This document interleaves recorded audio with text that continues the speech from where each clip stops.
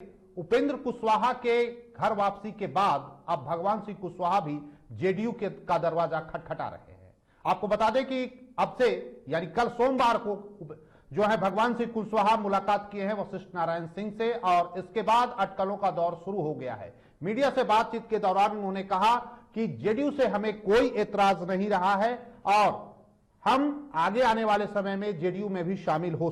सकते हैं। आपको बता दें कि जेडीयू की अब नजर लौकुश जो समीकरण है उस पर आके टिक गई है। ऐसे ही एक कुशवाहा नेता जो भगवान सिंह कुशवाहा हैं, वो आपको बता दें कि विधानसभा चुनाव के दौरान जेडीयू का दामन छोड़कर वो जगदीशपुर से निर्दलीय चुनाव लड़े थे। हालांकि वो आरएलएसपी के साथ थे, उपेंद्र कुशवाहा के साथ थे और जब उपेंद्र कुशवाहा महागठबंधन का रुख किया तो उन्होंने जेडीयू का दामन थामा था और फिर जब जगदीशपुर से उन्हें टिकट नहीं मिला तो एक बार फिर वो अलग हो गए थे, निर्दलीय चुनाव उन्होंने लड़ा था।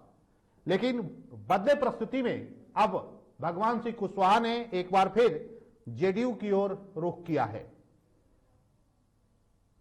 उन्होंने कहा कि दादा हमारे अभिभावक हैं और हम उनका आशीर्वाद लेने आए हैं, उनका जो आदेश होगा वो पालन करूंगा, मुझे जेडीयू से अभी कोई नाराजगी नहीं है। और चलिए इस खबर पर ज्यादा जानकारी के लिए हमारे सहयोगी अविनाश कुमार हमारे साथ जुड़े हुए हैं। अविनाश, भगवान सिंह कुशवाहा अब एक बार फिर जेडीयू में आने की कोशिश में हैं।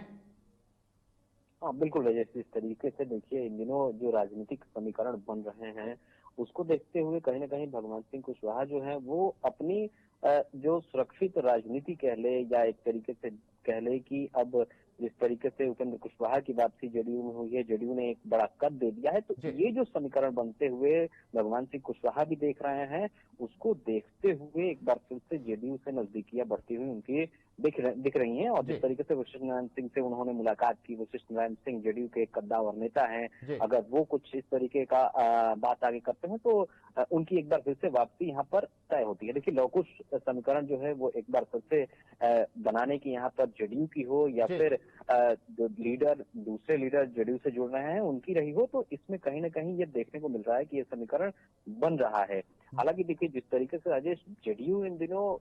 बैकफुट पे नजर आई विधानसभा चुनाव में, जैसे तीसरी नंबर की पार्टी बनकर रह गई, उसके बाद जेडीयू की भी ये कोशिश है कि जो नेता जेडीयू छोड़कर वापस गए हैं या जिन नेताओं का जेडीयू में पहले किस तरीके से उनका योगदान रहा है उनको एक बार फिर से वापस लाया जाए। इसमें जेडीयू भी कोई कोर कसर छोड़ने को तैयार नहीं है। जेडीयू भी अपने आप को मजबूत करने पर लगातार काम कर रही है और इसका कहीं यानी अविनाश ये माना जाए कि एक तरफ जहां नीतीश जी कमजोर हुए हैं वहीं पर उपेंद्र कुशवाहा कमजोर हुए, भगवान सिंह कुशवाहा पहले से ही कमजोर थे, तो यानी एक बार कहा जाए कि लौकुश एक बार एक मंच पर नीतीश कुमार की कोशिश है लाने की, ताकि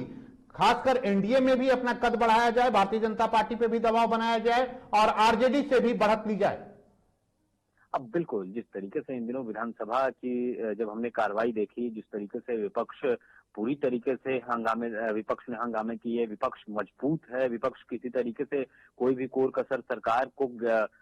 लताड़ने के लिए कह लीजिए या सरकार को आईना दिखाने के लिए कह लीजिए, सरकार से सवाल करने के लिए कह लीजिए, कोई कोर कसर छोड़ने को तैयार नहीं है। ऐसे में ये साफ नजर आता है कि जेडीयू की जो कमेटी है, जेडीयू अपने आप को मजबूत करना है और जब से जेडीयू के राष्ट्रीय अध्यक्ष आरसीपी सिंह बने हैं तब से देखिए राजेश कहीं ना कहीं संगठन विस्तार पर लगातार जेडीयू काम कर रही है, चाहे वो बिहार हो या दूसरे राज्य हो। और जैसे ही उपेंद्र कुशवाहा की वापसी होती है, उपेंद्र कुशवाहा को एक बड़ा कद दिया जाता है, उसके बाद नीतीश कुमार एक और तोहफा दे देते हैं, उन्हें एमएलसी तक बना देते हैं। और खबरें निकलकर ये भी आ रही है कि अगर मंत्रिमंडल का फिर से कुछ विस्तार होता है या इस तरीके से तो उनको भी मौका दिया जा सकता है। तो देखिए कहीं ना कहीं भगवंत सिंह कुशवाहा भी ये देख रहे हैं, जेडीयू भी देख रही है कि जो लोग वापस आने की इच्छुक है, जिससे जेडीयू मजबूत हो सकती है, जनाधार बढ़ सकता है, उससे कहीं ना कहीं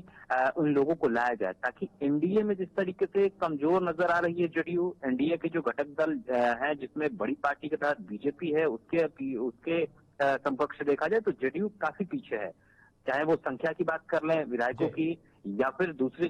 संगठन की बात कर लें तो काफी पीछे है। तो इसमें कहीं ना कहीं जेडीयू अपने आप को मजबूत कर रही है। देखिए एक जो अभी हमने नॉर्थ ईस्ट के जो राज्य हैं वहां पर जिस तरीके से देखा कि जेडीयू के जो विधायक थे उनको तोड़कर बीजेपी ने अपने आप में अपने संगठन में शामिल कर लिया। तो कहीं न कहीं एक जेडीयू में ये भी डर नजर आ रहा है कि क्या ऐसा कुछ बिहार में भी हो सकता है। हालांकि इस तरीके से कुछ हो नहीं रहा है, सरकार जो है वो बहुत स्मूथली चल रही है, जैसा कि दिखाया जा रहा है और जैसा चलाया जा रहा है। लेकिन कहीं न कहीं इन नेताओं की एक बार वापसी ये दिखा रही है कि जेडीयू अपने आप को मजबूत कर रही है। लेकिन अविनाश, एक सवाल और भी है कि ये तमाम, चाहे उपेंद्र कुशवाहा हो या फिर भगवान सिंह कुशवाहा जैसे और भी कई नेता, अगर जैसा कि जेडीयू के कई बड़े लीडर कह रहे हैं कि कई लोग अभी आने हैं, वैसे में क्या ये माना नहीं जाए जो पहले से जेडीयू के परंपरागत जो लीडर रहे हैं, जो लगातार सेवा देते रहे हैं, उनके अंदर भी एक भय की स्थिति पैदा हो गई है कि उपेंद्र कुशवाहा अपनी पूरी टीम के साथ आ रहे हैं, भगवान सिंह कुशवाहा आ रहे हैं, तो कहीं ऐसा तो ना हो कि उनकी वजह से पार्टी उन्हें दरकिनार करे, उनकी पूछ कम हो जाए।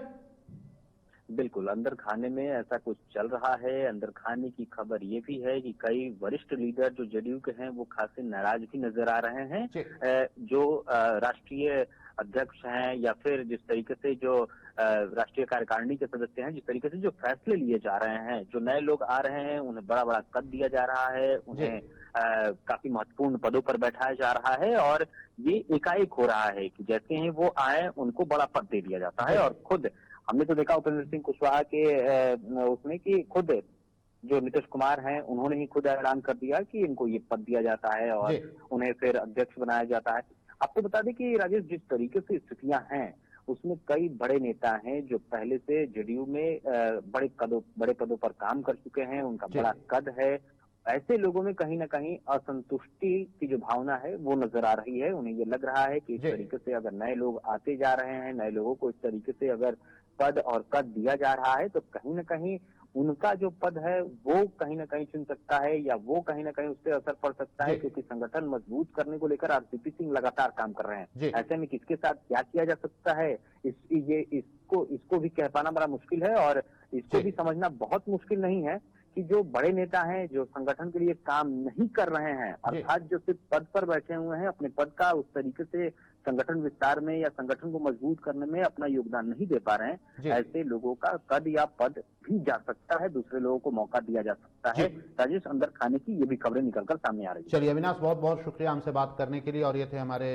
वरिष्ठ सहयोगी अविनाश पांडे जो बता रहे थे कि वाकई में जेडीयू के अंदर सब कुछ ठीक नहीं चल रहा। एक तरफ उनके जो पुराने साथी थे जो कभी बिछड़ गए थे इस सियासी दौड़ में, एक बार फिर वापस आ रहे हैं, तो वहीं पार्टी के अंदर जो स्थिति है, इस पार्टी में जो कई कद्दावर नेता हैं, जो बड़े पद पर हैं, बड़े ओहदे पर हैं, उनकी कुर्सी भी खतरे में नजर आ रही है। उन्हें ऐसा लगने लगा है। कई ऐसे नामचीन चेहरे हैं जिनके बारे में कयास लगाया जा रहा है कि नीतीश जी के इस फैसले से वो पार्टी के अंदर नाराज हैं।